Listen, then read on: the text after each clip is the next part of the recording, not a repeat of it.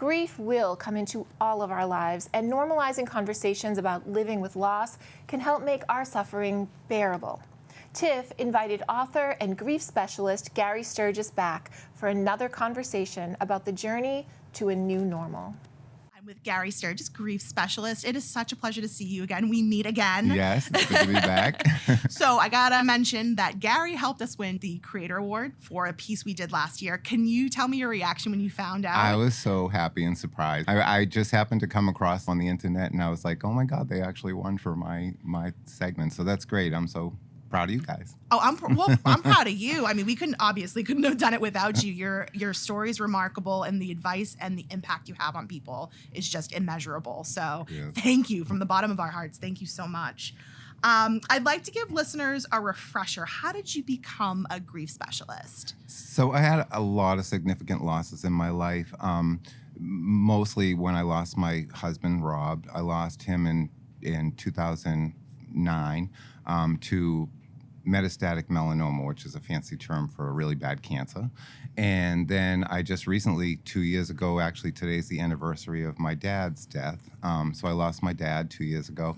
And so, I think the significant losses I've had in my life were obviously my husband and my dad, but I've also lost, losing a spouse was a whole different kind of grief for me. And so losing Rob, I never realized how bad grief could actually be. I had lost my grandparents, and I was sad, and I was younger. And, I think when you're younger, you tend to kind of bounce back a little quicker. But when you lose that person who's your person, your go-to person, that's a tough one. And so I felt really alone in it. And I think anyone that loses someone significant that they love feels alone. So I just decided at some point I didn't want to ever have anyone feel as bad as I did. So that's why I went into doing what I did. And I went to a grief support group. And when I went to that grief support group, there were people in that group like me, which made me feel less alone. And so I decided I wanted to do that. And that was how I started out. I started being a group facilitator for bereavement support groups with people that lost a partner or spouse. And then it just snowballed from there. Can you tell us a little bit about you and your husband's story? So we met later in life. So I was about probably in my late 30s when we met. And back then, it wasn't legal to get married. So we were together for quite a while. And then we got married in 2005. It became legal in 2004. And he was just a great guy. He was in the Navy. So he was a protector. He made me feel safe. And, losing him was really hard. It's hard to lose that person that's your go-to person that you're with, 24/7. So, yeah, he was a great guy. Speaking of that, what do you want the world to know about Rob? I want the world to not forget about Rob. And I tell people all the time that I work with as a grief specialist that it's so important to talk about the person that you lost. It's so important to tell your story, because the more you tell your story, the more you keep that person alive. And I always say you're never forgotten until someone stops saying your name. So if I want them to remember anything about him, it's that he was here and that he mattered and that his life mattered and that he was a good person. He definitely mattered. Loss is not a stranger to any of us. We will all lose somebody. When it initially happens, your brain kind of goes through that, like, is this real? Like, it's very surreal. Is that the brain basically telling the body that, like, to be in protective mode, that, like, you're protecting yourself from what's actually going on? Exactly. And I think what it is, too, is that your brain, your heart is trying to catch up to your brain, or your brain's trying to catch up to your heart, whichever way it's going to go. The reality, when you lose someone significant that you love, when you lose them, it's almost a shock, so you're in a fog for such a long time in the beginning, because you can't even wrap your head. It's so difficult to even wrap your head around the fact that this person no longer exists. Like, you're not going to see this person, touch this person, hear this person. And so I think when that happens, your brain is kind of protecting your heart from that, because in your heart, the person's gone and you're missing that person and you're so sad about it, but your brain hasn't really taken in that reality. There's that day that comes when you finally say to yourself, my God, this person's really not coming back. And that's tough. So I think that's where the connection is. It's taking your brain a while to catch up with your heart. How long did it take for you to be able to talk about it and to gradually help others with their experience? months?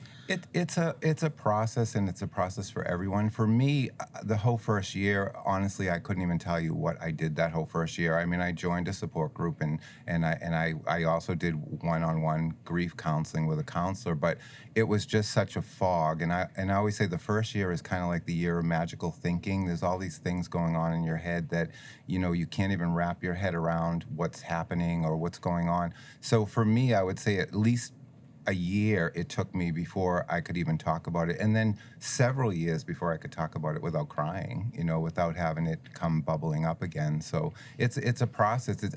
I always say it's like cutting your arm. It's gushing out, bleeding horribly in the beginning, and then as it heals, it's not bleeding as much, but in the end, no matter how much time goes by, you might have that scar that's left on your arm. So every time you look down on your arm, you see that scar, and it reminds you of what happened. It's the same way when you lose somebody. Yeah. How has helping other people helped you in your grieving process? Has that brought you a bit of comfort? Absolutely. And I always tell people that the best way to heal your heart is to help someone else. Because if you can take yourself out of your own head for a little while, take yourself out of, I always say it's great to have a pity party for one, but just don't stay there, And so when you're helping someone else, volunteering is a great thing to do. If you're grieving, go out and volunteer and help someone else. The minute you help someone else, it makes you feel good about yourself because it gives you a sense of purpose. And that's one of the biggest things you lose when you lose somebody you love is what's my purpose now? Whether you lose a child or a spouse or a parent, you somehow lose what your purpose was, especially if you were a caregiver for that person. So I think helping other people definitely heals your heart. When we interviewed you last time, you had brought this beautiful line, and it said, when the casseroles stop coming, it's when people tend to leave and think, they're fine now. Like, I gave them a couple lasagnas, they're good to go. How do people navigate through that when people just stop dropping by to say, are you okay? It's tough. Grief lasts longer than sympathy. And so, you have a lot of support when someone first dies, and then all of a sudden those people drop away. The reality of life is people go back to their own lives. Everyone has their own life, and they feel bad for you and they feel sorry for you, and they're there for you in the beginning because they figure that's when they need you. But what they don't realize is sometimes you need people more after a lot of time has gone by, after what I was talking about, when that first year fog lifts and all of a sudden the reality sets in, and then that's all of a sudden when everybody's gone. So I think it's our society's way of saying, like, you did this for X amount of time, you should be okay now, and you're never really okay because grief is forever. Once you lose someone you love, you're going to grieve that person. That doesn't mean you're going to be in severe pain for the rest of your life, but you're going to grieve that person for as long as you live. Until the day you die, you're going to miss that person. You've also written a couple of books. Can you talk about what that process was like and kind of taking your thoughts and putting them down on paper for others to learn about? Sure. So when I was going through my grief counseling, my counselor said to me, a good way to get out your feelings is to write them down. And, even though counseling and support groups work for some people, talk doesn't work for everybody. So some people express their grief in different ways, whether it's painting or yoga or writing in a journal. And so I started writing in a journal. I would write every day. I would write a letter to Rob every day and tell him like what I was doing and how I was missing him. And then it just kind of segued into like, well, maybe if I share my story, that will help other people. So my first book, called Surviving, Finding a Way from Grief to Healing, is pretty much my grief journey. I tell the story of how Rob got sick and what happened when he died and how I found hope and healing after his loss. And then my second book, Grief, Hope in the Aftermath, is more of a practical guide to grief. And so in that book, I share what I've learned as a bereavement facilitator, facilitating the support groups. And I share in that book some of the stories of people I met in those groups. So at the end of each chapter, there's a little interview kind of blurb that I do from someone who had that aspect of grief that I was talking about in that chapter.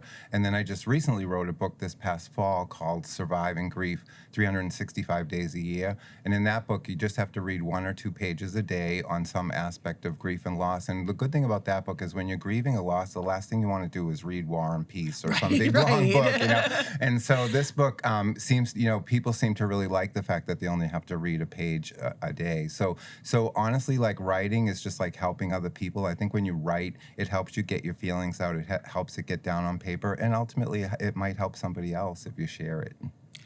How has your grieving changed you? How are you different now?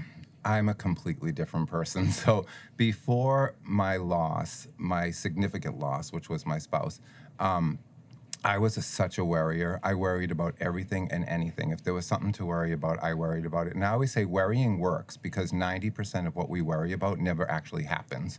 So I worried about everything. I don't, once that happened, I thought to myself, this really horrible thing happened and nothing else will ever hurt me as much as this did. So I'm not afraid anymore. And I think that's what happens with grief is it also makes you afraid.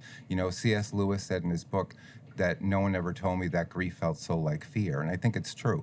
And so I find that now, before my loss, I was just like everybody else. I think, you watch TV and you see a story maybe about a little girl that was crossing the street and killed by a car, and you say, oh my God, that's horrible. I feel bad for those parents. And then you go and cook dinner and you go back to your life and you do what you're going to do. And you don't really think of what the impact probably was on so many people for even just that one life. And so I think it's made me a more compassionate person. I think it's made me a more empathetic person. I now know when people tell me they lost someone they love, what it feels like, and I'm a little more empathetic to that than I probably was before my losses.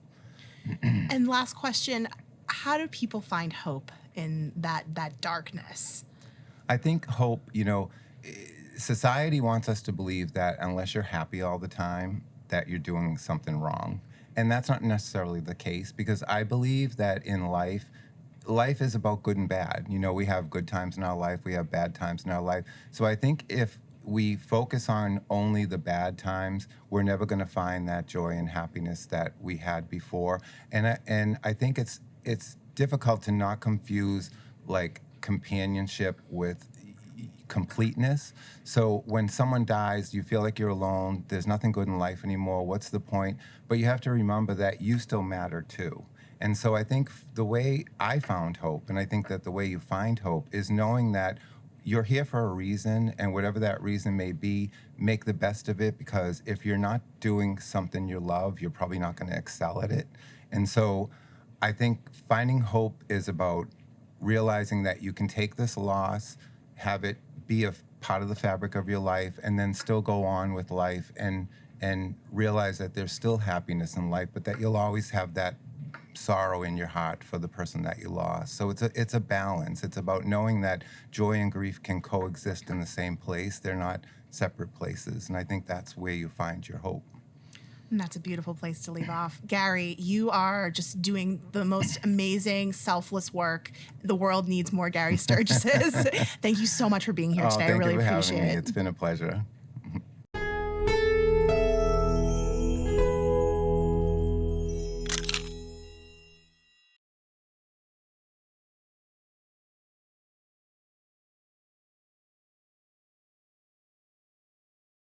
Hi friends, if you like this video by The Local Scene, share the love and give it a thumbs up. Don't forget to subscribe.